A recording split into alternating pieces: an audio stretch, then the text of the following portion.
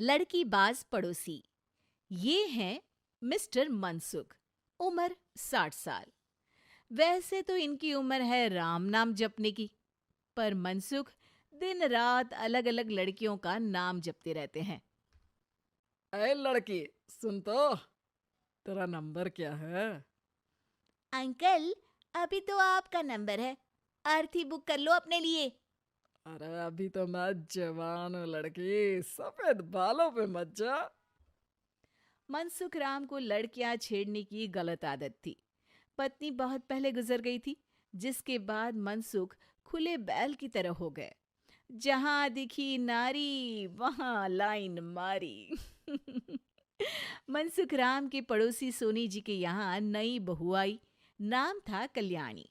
अरे वाह बेटा कल्याणी, तेरे आते ही घर में खुशी खुशी हो गई है बेटा। अरे माँ जी, जलेबी खाओ, बात मत करो। बोलने से खुशी को नजर ना लग जाए। जैसे मोहल्ले की हर लड़की पे मनसुख की नजर थी, वो कल्याणी को भी बुरी नजर से देखता है। एक दिन कल्याणी छत पे मिर्ची सुखाने जाती है। दूसरे छत पे खड़ा मनसुख गाना गाने लगता है। उफ उफ मिर्ची, हाय हाय मिर्ची, देखे तो तुझे लग जाए मिर्ची। कल्याणी को लगता है कि यूं ही गा रहे हैं, शौकिया तौर पर ये तो होता ही रहता है।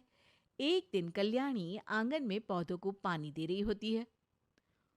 फूल हूँ गुलाब का, चमेली का न समझना, आशिक हूँ मैं आपका, सहेली का न समझना। कल्याणी को ये बात बहुत अजीब लगती है, क्योंकि शायरी बोलते वक्त मनसुख उसी की तरफ देख रहा था। वो अंदर जाती है और अपनी सास को कहती है, ये जो हमारे पड़ोसी हैं। अरे दूर रहना उससे। हाँ, दूरी रहूंगी, पर ये थोड़े अजीब नहीं है? अरे अजीब, आवारा, ठरकी, पता नहीं क्या क्या आदमी है वो। हर लड़की पर नजर डालता है वो। उसकी उम्र की वजह से कोई उसे कहता नहीं। बाकी उसे आसपास रखना भी नहीं चाहिए।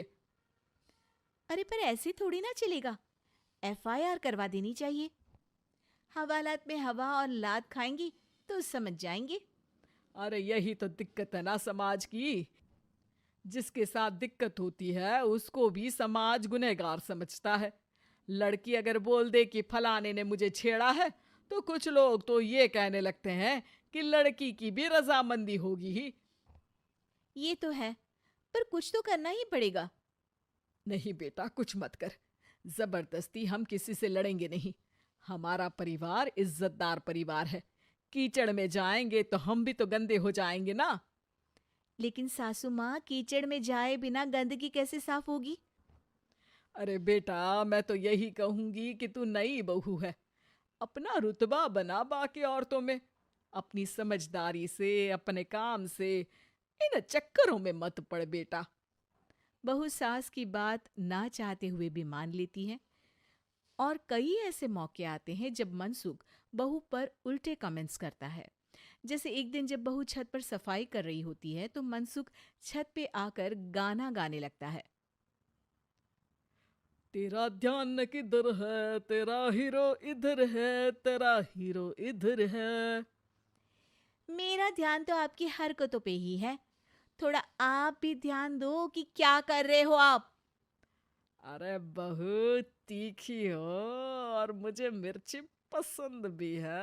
अरे वाह। बुढ़ाओ कहीं के। बहू वापस अपने कमरे में नीचे चली जाती है। वो किसी को बताती नहीं है कि आज मनसुख ने उसे क्या कहा, ताकि घर में टेंशन ना हो। एक दिन बहू घर के बाहर रोड पर ठेले वाले से सब्जी खरीदने जाती है। भैया, प्याज के भाव कम करो ना, बिना प्याज काटे ही रुला दोगे वरना।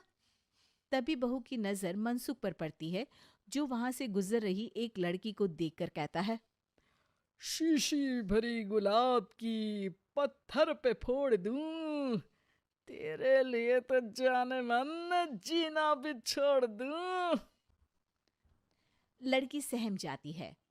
उसकी उम्र शायद 18-19 साल की रही होगी।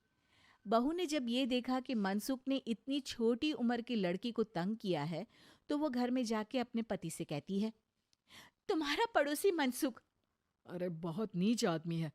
अरे कुछ करते क्यों नहीं उसका? अरे मैं क्या करूं? पड़ोस में गंदगी है, हटानी तो पड़ेगी ना। मेरा साथ दोगे? दूंगा, लेकिन करना क्या है? हम फंसेंगे तो नहीं ना? डरो मत, अच्छे काम करने से डरना नहीं चाहिए। उस दिन कल्याणी अच्छे से तैयार होती है और मनसुख के घर जाती है। अरे वाह, आज तो घर में चांद उतर आया है। आपकी शायरी, आपके गाने मुझे यहाँ खींच लाए। शाम को मेरे पति और सास घर पर नहीं रहेंगे। आप मेरे घर आ सकते हैं चाय पीने।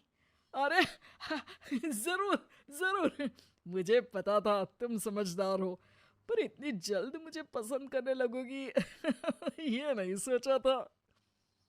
चाय पे इंतजार रहेगा।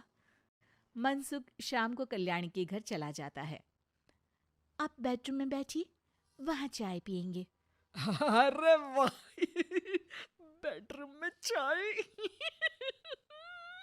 मनसुख हंसता हुआ बेडरूम में जाता है और वहां का नजारा देख के घबरा जाता है। वहां पर मोहल्ले की वो सारी लड़कियां खड़ी हैं जिनको आज तक मनसुख ने छेड़ा था। कल्याणी भी बेडरूम में जाके दरवाजा अंदर से बंद कर लेती है। अब बेडरूम से सिर्फ डम डम डिशुम डिशुम की आवाज आती है और बीच बीच में मनसुख की चीखें भी सुनाई देती हैं। अरे माफ कर दो बिटिया, अरे नहीं नहीं नहीं, अरे डंडे से नहीं, अरे अरे लग जाएगी, अरे आई। बेडरूम का दरवाजा खुलता है और मनसुख की हालत एक लुटे फटे कौवे जैसी हो जाती है। किए की सजा तो मिलनी ही थी आपको, लेकिन आपकी और आपसे ज्यादा हमारी इज्जत का भी ख्याल रखना था। इसलिए इस बार शांति से धर धर के धरना किया हमने आपकी। अगर जरूरत पड़ी तो बाहर जुलूस भी निकाल सकते हैं।